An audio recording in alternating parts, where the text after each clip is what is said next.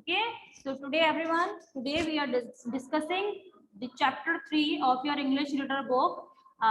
The chapter's name is Wonderful Kalam. Chapter का नाम क्या है? Wonderful Kalam, and it is the chapter about Dr. APJ Abdul Kalam. किस चीज के बारे में चैप्टर है? किसके बारे में चैप्टर है? डॉक्टर APJ अब्दुल कलाम के बारे में चैप्टर है. So do you know anything about Dr. APJ Abdul Kalam? क्या आप जानते हैं एपीजे अब्दुल कलाम के बारे में कुछ? ओके, आई थिंक मुझे लगता है सबको पता होगा कि एपीजे अब्दुल कलाम थे वो हमारे क्या रह चुके थे? प्रेसिडेंट भी रह चुके थे. ठीक है, राष्ट्रपति, हमारे देश के राष्ट्रपति भी एपीजे अब्दुल कलाम जो है हमारे देश के राष्ट्रपति भी रह चुके हैं. वो इंडिया के बहुत फेमस और बहुत अच्छे क्या थे? साइंटिस्ट भी थे. ओके, तो आज हम पूरी जो लाइफ हिस्ट्री पढ़ेंगे, लाइफ के बारे में पढ़ेंगे. किसके बारे में पढ़ेंगे? About Dr. APJ Abdul Kalam. So concentrate on the screen and concentrate on my words, everyone. Okay, so concentrate, focus and focus. Okay, so Dr. APJ Abdul Kalam was a scientist and India's 11th president. तो ये doctor APJ Abdul Kalam कौन थे? एक scientist थे और India के, हमारे भारत के 11वें 11th क्या थे? प्रेसिडेंट थे. प्रेसिडेंट मीन्स राष्ट्रपति. प्रेसिडेंट मीन्स राष्ट्रपति. He was a pioneer of India's missile and nuclear weapons program. Okay, वो इंडिया से जो मिसाइलें बनाई जाती थी और न्यूक्लियर वेपन्स बनाए जाते थे, ओके, उसके प्रोग्राम में वो एक बहुत अहम भूमिका, बहुत की रोल वो प्ले करते थे. पायनियर मतलब one of the first people to develop something. तो सबसे पहले जो इंडिया में मिसाइल बनाना स्टार्ट किया था वो एपीजे अब्दुल कलाम जी ने ही किया था. He will always be remembered as the missile man of India. इसीलिए उन्हें क्या बोला जाता है? Missile man of India. तो उनका निकनेम क्या है? उनका निकनेम क्या है? Missile man of India. जैसे सरोजिनी नायडू जो है उनका नाम नाइटिंगेल ऑफ इंडिया है, उसी तरीके से एपीजे अब्दुल कलाम जी का जो निकनेम है वो क्या है? Missile man of India. Okay, so Abul Fakir Jainulabdeen Abdul Kalam was born on. तो ये उनका पूरा नाम है जो भी मैंने पढ़ा है, अबुल फकीर जैनुलब्दीन अब्दुल कलाम. तो इनका कंप्लीट जो नेम है, फुल नेम उनका यही है. was born on 15th October 1931. तो कब उनका जन्म हुआ था? 15 अक्टूबर 1931 को इन रामेश्वरम तमिलनाडु में. तो रामेश्वरम तमिलनाडु में इनका बर्थ हुआ था. He came from a humble background and started working at an early age to support his family. और वो एक हम्बल फैमिली से बिलोंग करते थे और बहुत छोटी उम्र में ही इन्होंने काम करना शुरू कर दिया था अपनी फैमिली को सपोर्ट करने के लिए, क्योंकि एक गरीब परिवार से बिलोंग करते थे. After school he sold newspapers to support his father. और जब वो स्कूल जाते थे और स्कूल से आने के बाद अपने पापा को सपोर्ट करने के लिए, अपने फादर को कुछ हेल्प करने के लिए, फाइनेंशियल हेल्प करने के लिए वो न्यूज़पेपर्स बेचने जाते थे. Okay, Jainulabdeen financially, his father was a boat owner and imam of a local mosque. ठीक है, तो उनके फादर क्या है? एक बोट के ओनर थे, एक बोट के मालिक थे और एक मॉस्क्यू में, मॉस्क्यू मीन्स मस्जिद, मस्जिद में क्या थे उनके father? A priest who leads prayer in a mosque. एक मॉस्क्यू में मीन्स एक मस्जिद में जो भी पर्सन पूजा करने के लिए बैठा रहता है, जो कि मोहम्मदन्स में जो पूजा, उसको पूजा कहते हैं, उन्हें हम इमाम कहते हैं. ठीक है. He studied physics at the St. Joseph's College. उन्होंने फिजिक्स कहाँ से पढ़ी है? सेंट जोसेफ कॉलेज से, तिरुचिरापल्ली, एंड ग्रेजुएटेड इन 1954. और बीए जिसे ग्रेजुएटेड मीन्स बीए जिसे कहते हैं, 1954 में इन्होंने अपने बीए कंप्लीट करी. Kalam earned a degree in aeronautical engineering from the Madras institute of technology in 1960. Kalam ने क्या, कौन सी डिग्री ली? इंजीनियरिंग की डिग्री ली मद्रास इंस्टीट्यूट से 1960 में.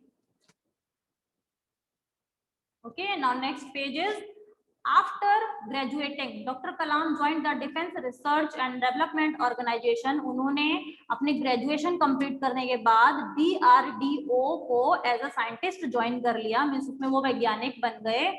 He started his career by designing a small helicopter for the Indian Army, और उन्होंने जो अपना करियर स्टार्ट किया था, जो उन्होंने अपना काम स्टार्ट किया था, वो कहाँ से किया था? इंडियन आर्मी के लिए, हमारी जो सेना होती है उसमें एक छोटा हेलीकॉप्टर डिजाइन करके उन्होंने अपना करियर स्टार्ट किया था। At DRDO he came under the tutelage of doctor Vikram Sarabhai. ठीक है, ट्यूटलेज मीन्स क्या है? केयर ऑफ गाइडेंस, मीन्स किसी की भी गाइडेंस में, किसी की भी छत्र छाया में रहना। तो जो DRDO में इन्होंने जॉब करी, DRDO में ये किसकी छत्र छाया में थे? कौन इनका गाइड बना था? Doctor Vikram Sarabhai, the renowned space scientist, जो कि बहुत फेमस साइंटिस्ट हैं। Sarabhai was pivotal in shaping doctor Kalam's career as a scientist. Pivotal means central, means बढ़ा देना।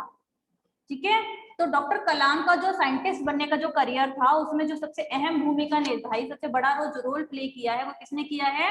डॉक्टर विक्रम साराभाई ने। In 1969 doctor Kalam join the space research organisation, I think इसका नाम आपने सुना होगा।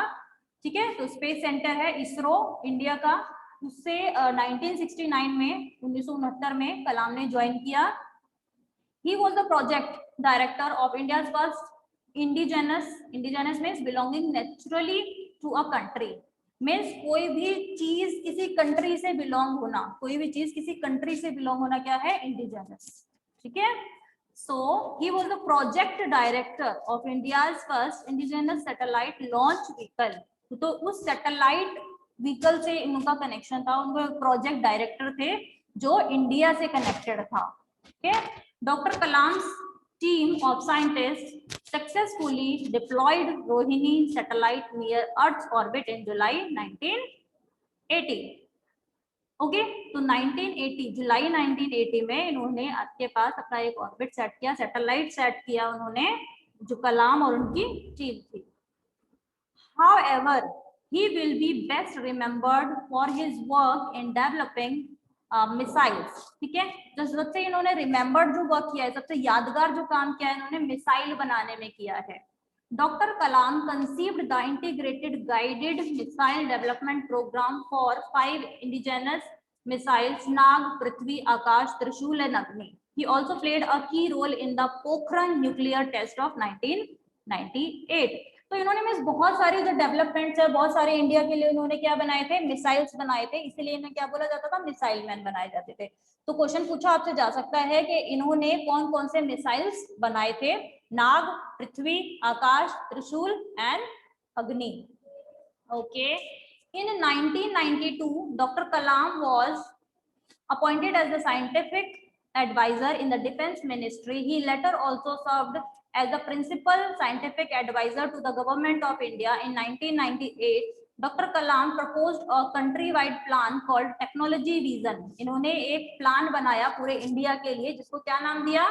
Technology Vision 2020. He described it as a road map for transforming India into a developed nation by 2020।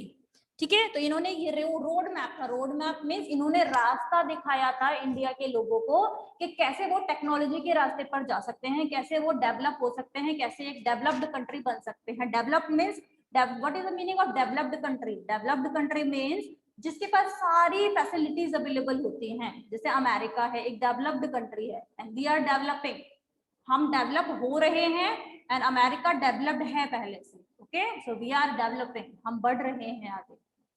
The plan called for increasing agriculture productivity means agriculture means खेती बाड़ी को कैसे बढ़ाया जा सकता है। Emphasizing technology as a tool for economic growth and widening access to health care and education. Health के मामले में क्या बढ़ावा दिया जा सकता है, कैसे जो हेल्थ से मेडिकल से रिलेटेड जो वर्क है उसको कैसे आगे उसमें टेक्नोलॉजी को यूज किया जा सकता है, एजुकेशन को कैसे आगे बढ़ाया जा सकता है, ज्यादा से ज्यादा बच्चों को एजुकेशन कैसे दी जा सकती है, तो ये सारे जो वर्क किए थे वो एपीजे अब्दुल कलाम ने एजुकेशन में, हेल्थ में, बाकी एग्रीकल्चर में, टेक्नोलॉजी को इन्होंने आगे बढ़ाया था।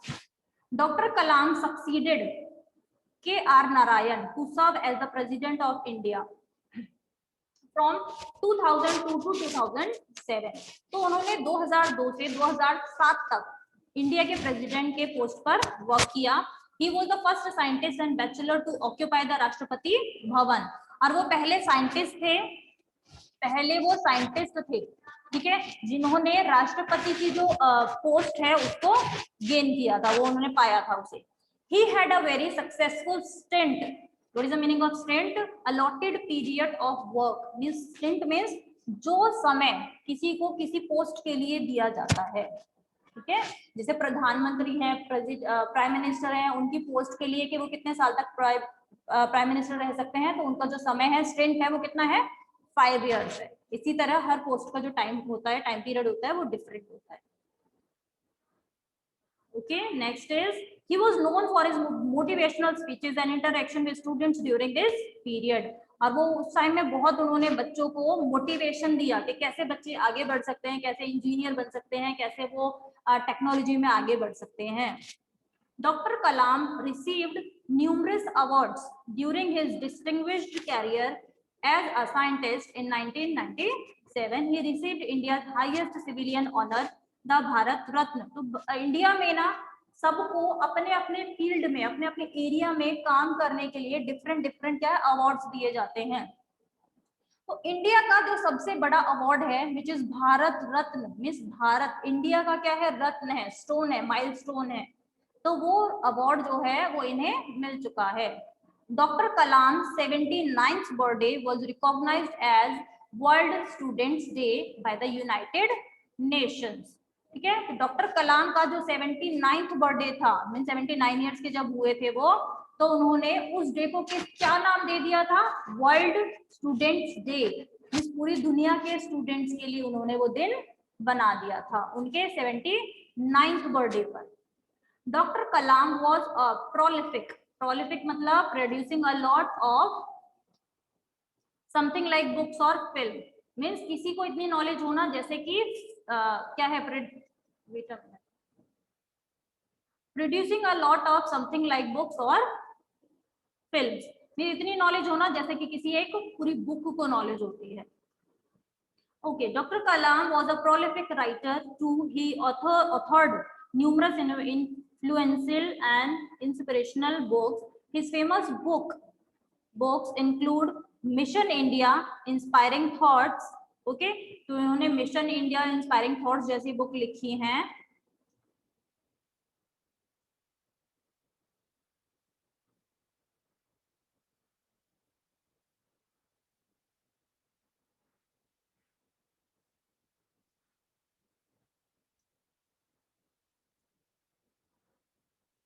On 27th July 2015, doctor Kalam passed away from heart failure। और एक हार्ट अटैक की वजह से 27 जुलाई 2015 को उनकी डेथ हो गई थी।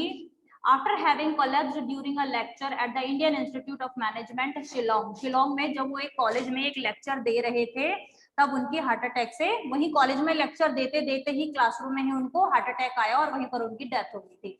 Despite his immense success in the field of science and technology, Dr. Kalam's greatest achievement was his ability to inspire generations of young Indians to dream big. His lifestyle and teachings continue to inspire people across all ages। और doctor कलाम की जो सबसे बड़ी achievement थी क्या थी, वो ये थी कि वो ये इस एबल थे कि वो छोटे छोटे बच्चों को भी इस लायक बना देते थे कि वो बड़े बड़े सपने देख सकते हैं। और बड़े बड़े, जब कोई बड़े बड़े सपने देखता है तभी वो उन सपनों को पूरा कर पाता है। तो इस तरीके से उनका जो वे ऑफ टीचिंग था, वे ऑफ उनका लाइफस्टाइल था, उसने पूरे दुनिया के जो बच्चे थे उनको लोगों को क्या किया, इंस्पायर किया था, प्रेरित किया था कि वो भी टेक्नोलॉजी के वर्क में, टेक्नोलॉजी में आगे बढ़े, एजुकेशन में आगे बढ़े। So it was your chapter about APJ Abdul Kalam.